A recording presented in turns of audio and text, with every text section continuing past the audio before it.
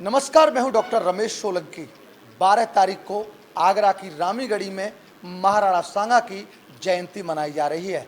ये जयंती नहीं, ये महाकुंभ है, महापर्व है, जिसमें देश के कोने कोने से क्षत्रिय आ रहे हैं।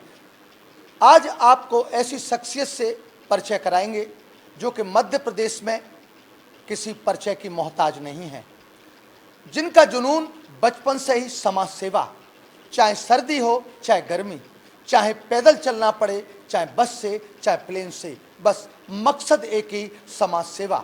आज आगरा में वो ऐसी शख्सियत जिनका नाम है आराधना सोलंकी, मध्य प्रदेश से महाराणा सांगा की जयंती में शामिल होने आई हैं। आज उनसे विचार विमर्श करेंगे कि महाराणा सांगा को किस रूप में देखती हैं और ये जयंती किस प्रकार से मनाई जा रही है। नमस्ते मैडम, आपका स्वागत है खबर एक्सपर्ट में। सर्वप्रथम समस्त देशवासियों को, भारत देश के समस्त क्षत्रिय सरदारों को, 36 कौम, 36 बिरादरी के हमारे वीर सपूतों को, भाइयों को, समस्त मातृशक्ति छत्राणियों को मेरा सादर प्रणाम। देखिए, आज मैं आगरा की धरती पर उपस्थित हुई हूँ। मध्य प्रदेश से चलकर दिल्ली और दिल्ली से चलकर आगरा की दूरी तय की और आज राणा सांगा जी की जयंती कल मनाई जाएगी।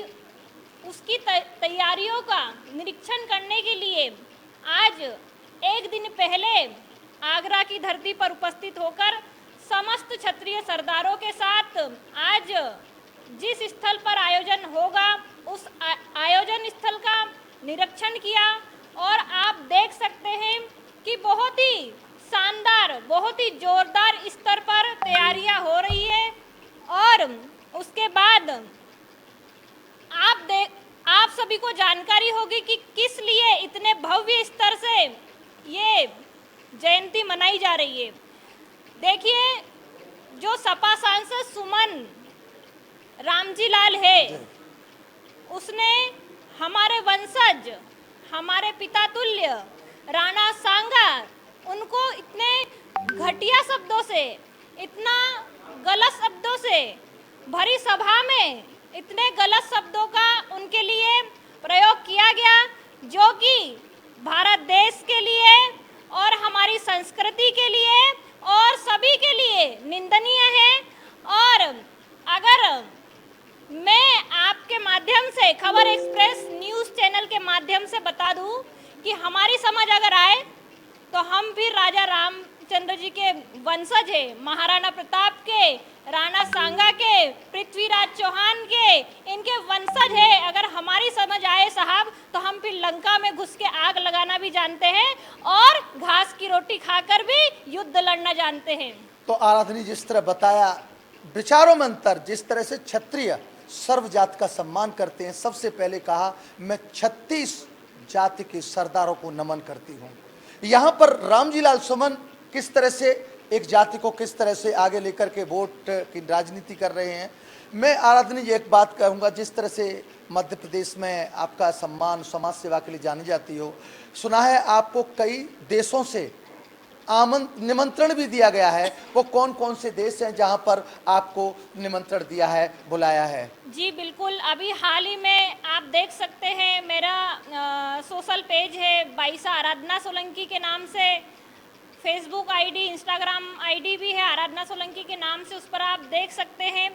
इसमें कोई झूठ नहीं है कि लोग श्रीलंका जाने से डरा करते थे, लेकिन मुझे वहाँ के जो राजपूत राजा वीर सिंह जी है, उन्होंने बकायदा निमंत्रण दिया और उस क्षत्रिय विला करके उन्होंने 7 स्टार होटल में बड़ा ही भव्य आयोजन किया। समस्त हमारे श्रीलंका के राजपूत भाइयों के द्वारा सभी को इकट्ठा करके और बहुत ही भव्य स्तर पर स्वागत किया।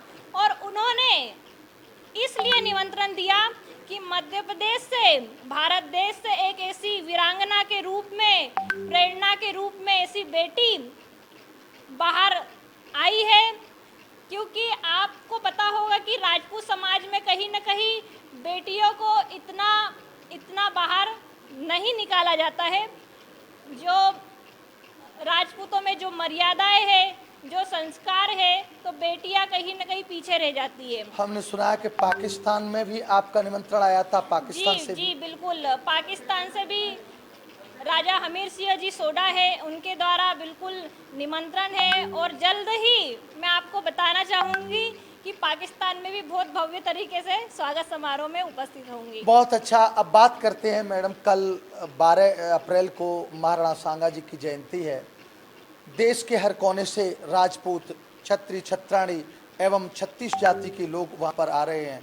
तो कल के कार्यक्रम को आप किस रूप में देख रही हैं? देखिए, कल के कार्यक्रम में आपको मैं बताना चाहूँगी कि जितनी संख्या में भाई होंगे, क्षत्रिय सरदार होंगे और सर्व समाज के भाई होंगे, उतनी ही संख्या में आप देखेंगे कि कंधे से कंधा मिलाकर वीरांगनाएं, बेटियां, नारी शक्ति, मातृशक्ति भी वहां आपको मौजूद नजर आएगी।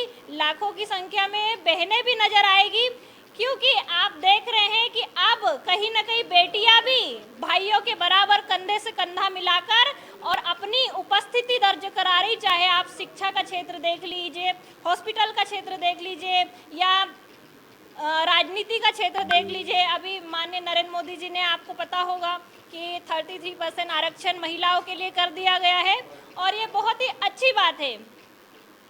जिस तरह से रामजी लाल सुमन ने जो विवादित टिप्पणी की थी, उसको क्या कहेंगे? देखिए, रामजी लाल की बुद्धि लगता है भ्रष्ट हो गई है, क्योंकि उसको पता नहीं है, अगर राणा सांगा नहीं होते, अगर महाराणा प्रताप नहीं होते, पृथ्वीराज चौहान नहीं होते, या आप शिवाजी महाराज की बात कर लो, रानी लक्ष्मीबाई की बात कर लो, झांसी की रानी की बात कर लो, अगर ये वीरांगनाएं नहीं होती, ये वीर योद्धा नहीं होते, तो आप अपने घर में अभी बहन बेटियों के साथ, बच्चों के साथ सुकून से कैसे रहते? आपने भी जो जन्म लिया है तो उनके बाद ही लिया है। उन्होंने जब भारत देश को आज़ाद करवाया, उसके बाद ही जन्म लेके, और आप इस देश में अपना नाम रोशन कर रहे हैं। बिल्कुल सही कहा। कल जो तैयारियां हैं, अभी आपने देखा, अभी वहां पर कितने लोग लगभग आ सकते, जिस तरह से सभी क्षत्रिय लोग बोल रहे थे? देखिए, आज ही लगता है मुझे कई हजारों की संख्या में आज ही कई भाइयों ने कई राज्यों से, आप चाहे मध्य प्रदेश की बात कर लो, हैदराबाद की बात कर लीजिए, दिल्ली हो चाहे मुंबई हो, जितने भी हमारे 28 से 29 राज्य हैं, सभी राज्यों से कुछ भाई आज उपस्थित हो गए हैं। तो उनको देखकर पता ये चलता है कि कल लाखों की संख्या में भाई सभी उपस्थित होंगे। अभी आपने कहा था रामजी लाल सुमन की बुद्धि सही नहीं है। सनातन धर्म में बुद्धि को शुद्ध करने के, शुद्धि करने के लिए बहुत से उपाय हैं, तो क्या होगा फिर? देखिए, मैं आपके माध्यम से एक बात कहना चाहूँगी कि उसने बोला है कि मैं माफ़ी नहीं मांगूंगा, तो माफ़ी तो मांगना पड़ेगा साहब, क्योंकि अगर हमारे पिताजी को किसी ने गाली दी तो रक्त तो उबलता है साहब, क्योंकि क्षत्रिय है। और अगर उनके पिताजी को हम अगर गाली दे दे तो वो चुप नहीं बैठेंगे। वैसे ही उसी प्रकार से वैसे तो क्षत्रिय संस्कारों के नाम से जाना जाता है, मर्यादा के नाम से भी जाना जाता है। तो कल आप देखेंगे कि सभी हमारे जितने भी संगठन के राष्ट्रीय अध्यक्ष रहेंगे, संगठन के जितने भी समाज सेवी, राजनीतिक नेता, सामाजिक नेता उपस्थित होंगे, वो सभी निर्णय लेंगे कि कल के आयोजन के बाद क्या होगा। जो युवतियाँ हैं, लड़कियाँ हैं, जो घर से बाहर जाने डरती हैं, आप मध्य प्रदेश से यहाँ तक आए हो, तो उनके लिए क्या संदेश देना चाहेंगे?